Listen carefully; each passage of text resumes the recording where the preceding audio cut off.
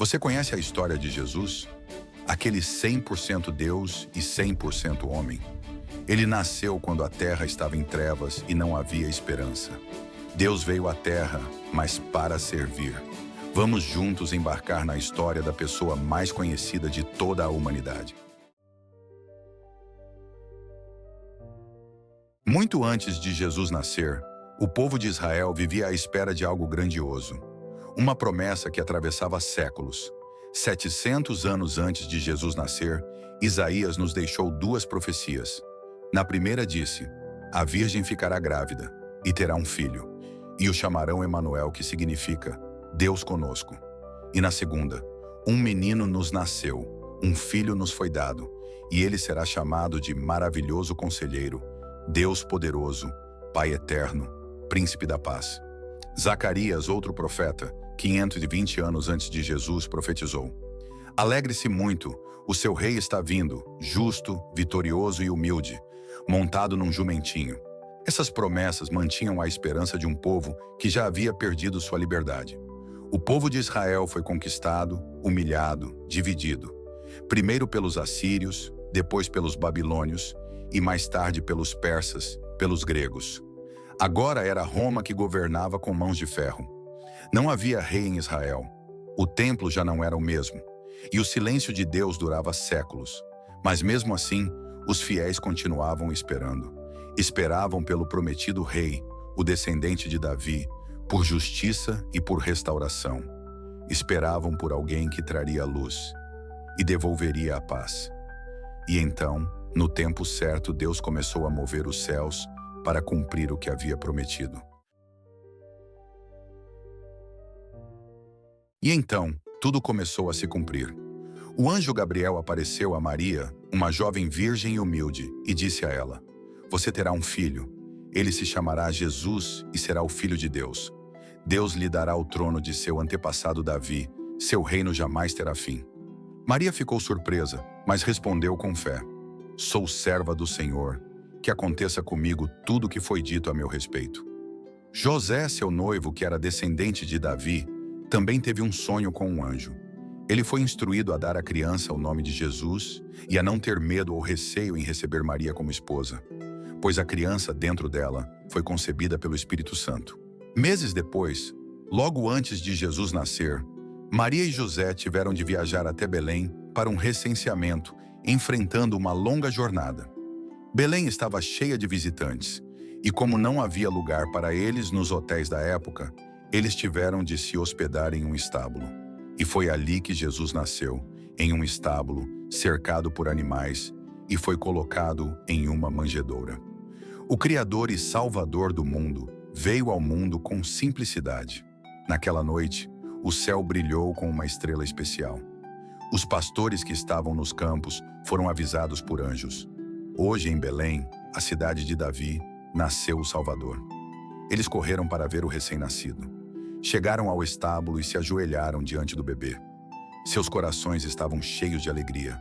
Do Oriente, magos estudavam os céus, e quando viram a estrela, sabiam do que se tratava e a seguiram até Belém. Ao encontrarem o bebê, se encheram de alegria. Reconheceram que aquele menino era o rei prometido. O adoraram e o trouxeram presentes valiosos: ouro, incenso e mirra. E então, algo terrível estava para acontecer. Herodes, que reinava na época, ficou furioso ao saber do nascimento de um novo rei. E, tomado pela fúria, mandou matar todos os meninos de até 2 anos em Belém, em uma tentativa cruel de impedir a promessa de Deus. Para fugir da fúria do rei, um anjo apareceu a José em sonho e o instruiu a ir para o Egito por um tempo. José, no meio da noite, fugiu com Jesus e Maria. Eles moraram no Egito até a morte de Herodes. Depois que Herodes morreu, o anjo voltou a aparecer a José e os instruiu a voltar para Israel, e eles foram viver em Nazaré, para assim se cumprir mais uma profecia. Ele será chamado Nazareno. A promessa estava se cumprindo. Os céus celebravam e a terra se enchia de esperança. Jesus crescia com sabedoria e graça. Ele era um menino bondoso e aprendia o ofício de carpinteiro com seu pai José. Uma vez, quando ele tinha apenas 12 anos, foi com seus pais à festa da Páscoa, em Jerusalém. Após a celebração, Maria e José partiram de volta para casa, pensando que Jesus estava entre os outros viajantes. Mas no fim do dia, eles perceberam que Jesus havia sumido. Cheios de preocupação, voltaram desesperados para Jerusalém. Procuraram por Jesus durante 3 dias, até que o encontraram no templo, sentado entre os mestres, ouvindo e fazendo perguntas. Todos os que o ouviam se admiravam de sua sabedoria. Quando seus pais o encontraram, Maria disse: "Filho, por que você fez isso conosco? Seu pai e eu estávamos preocupados." Jesus respondeu com serenidade: "Por que me procuravam? Não sabiam que eu devia estar na casa do meu pai?" Jesus retornou com seus pais para Nazaré e foi obediente. Cresceu em estatura, sabedoria e favor diante de Deus e das pessoas. Ele crescia em silêncio, preparando-se para o grande propósito.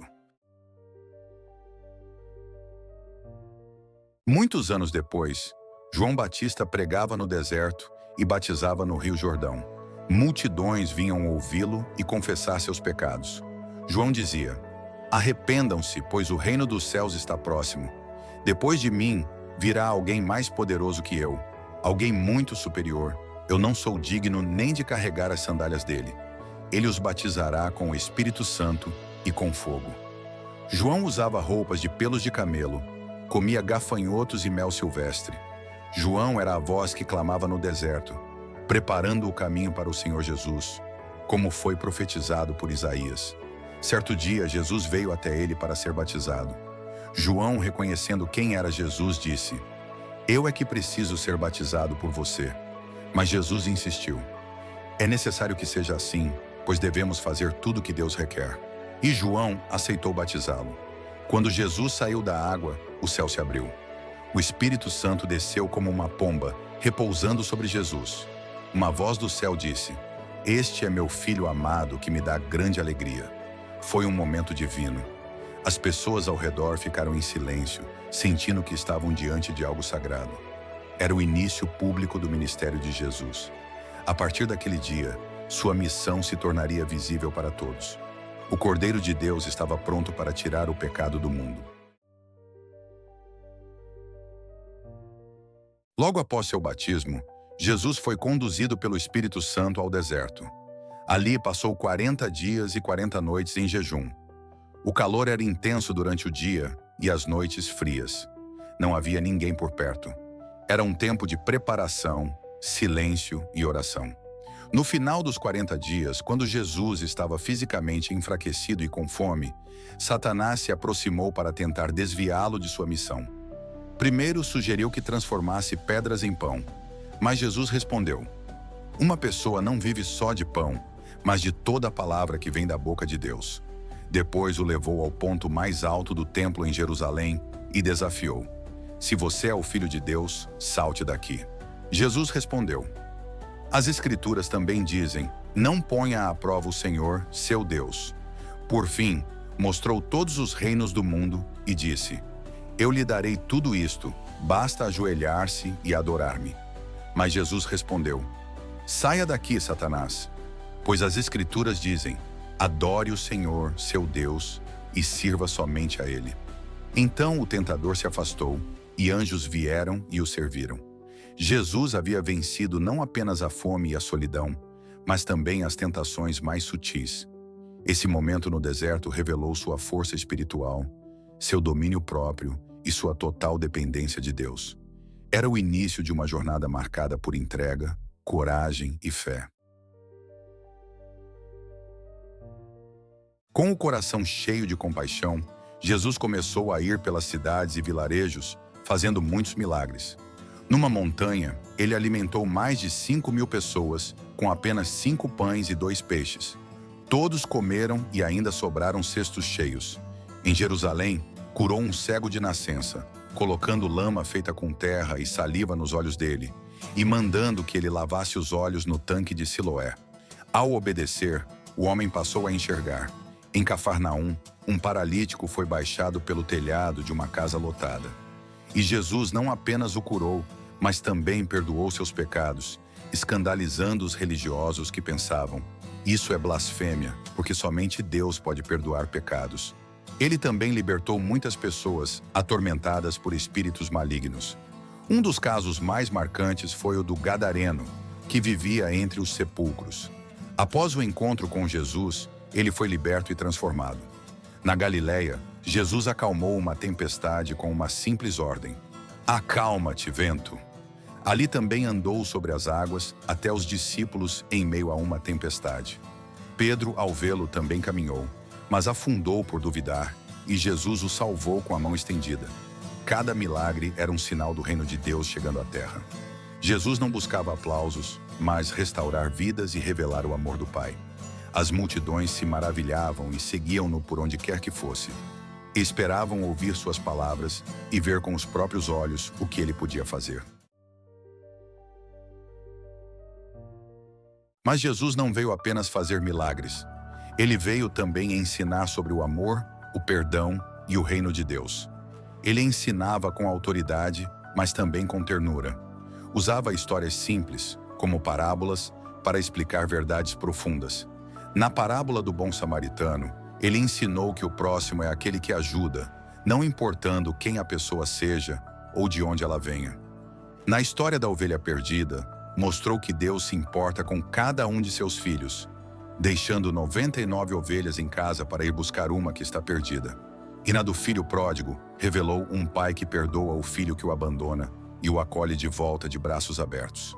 Mas um dos momentos mais marcantes de seu ministério foi o Sermão do Monte. Diante de uma multidão sentada na encosta de uma colina, Jesus proclamou as bem-aventuranças. Bem-aventurados os pobres em espírito, porque deles é o reino dos céus. Bem-aventurados os que choram, porque serão consolados. Bem-aventurados os mansos, porque herdarão a terra. Ele também falou sobre sermos o sal da terra e a luz do mundo, ensinando que nossas ações devem refletir o amor de Deus e iluminar o caminho de outros. Jesus explicou que a justiça do reino de Deus começa no coração. Advertiu contra o ódio, o adultério, a mentira e a vingança. Ensinou a orar com sinceridade, não para ser visto pelos outros, mas por Deus. E nos deu a oração mais conhecida do mundo, a oração do Pai Nosso. Ensinou que não devemos viver ansiosos com as coisas da vida, mas sim buscar em primeiro lugar o reino de Deus e a sua justiça. E concluiu dizendo que aquele que ouve suas palavras e as pratica é como o homem sábio que construiu sua casa sobre a rocha. Nada a derrubará. Seus ensinamentos eram desafiadores, mas transformadores. Ele mostrava que o reino de Deus não era feito de riquezas ou poder, mas de misericórdia, serviço e verdade. Ensinava que os últimos seriam os primeiros e que a verdadeira grandeza está em servir. Valorizava as crianças, os pobres e os marginalizados. As multidões se sentavam ao seu redor, ouvindo com atenção. Até os líderes religiosos ficavam impressionados, embora muitos se sentissem ameaçados. Seus ensinamentos ecoam até hoje, desafiando corações e mentes a viverem com mais amor, compaixão e fé. Chegou o dia em que Jesus entraria em Jerusalém. Era a semana da Páscoa e a cidade estava cheia de peregrinos. A seu pedido, os discípulos lhe trouxeram um jumentinho e, montado de forma humilde, entrou pela cidade como um rei da paz. O povo o reconheceu e saiu ao seu encontro. Estendiam mantos no chão, agitavam ramos de palmeira e diziam: "Bendito é o rei que vem em nome do Senhor." As crianças e os adultos se alegravam. Era um momento de alegria, um reconhecimento público da sua missão. Os fariseus observavam com desconfiança e pediram que Jesus mandasse o povo ficar quieto. Mas ele respondeu: "Se eles se calarem, as próprias pedras clamarão." Jesus refletiu, olhou para a cidade e chorou. Sabia que, apesar da festa, muitos ainda não compreendiam quem ele realmente era. A entrada triunfal marcava o início da última semana de sua vida na terra. Era a realização de antigas profecias. Jerusalém o recebia com palmas, mas em poucos dias, muitos gritariam: "Crucifica-o!" A alegria daquela entrada contrastava com o sofrimento que se aproximava. Mas Jesus seguiu em frente, com coragem, obediência e amor. Naquela noite, Jesus reuniu seus discípulos para uma refeição especial, a refeição de celebração da Páscoa, mas também para uma despedida. Como um gesto de humildade e de serviço, lavou os pés dos discípulos e os disse: Eu lhes dei um exemplo a ser seguido. Façam como eu fiz a vocês. Enquanto partia o pão, disse: Este é o meu corpo, entregue por vocês. E ao levantar o cálice, completou: Este é o cálice da nova aliança, confirmada com o meu sangue, que é derramado como sacrifício por vocês. Falou sobre o amor e sobre o que estava para acontecer. Seus olhos se enchiam de ternura e dor. Judas, um de seus discípulos, saiu antes do fim da ceia para traí-lo. Jesus sabia disso, mas não o impediu. Deu-lhe liberdade de escolha. Após a refeição, foram ao jardim do Getsêmani. Ali, Jesus ficou triste e muito angustiado e orou intensamente até suar gotas de sangue.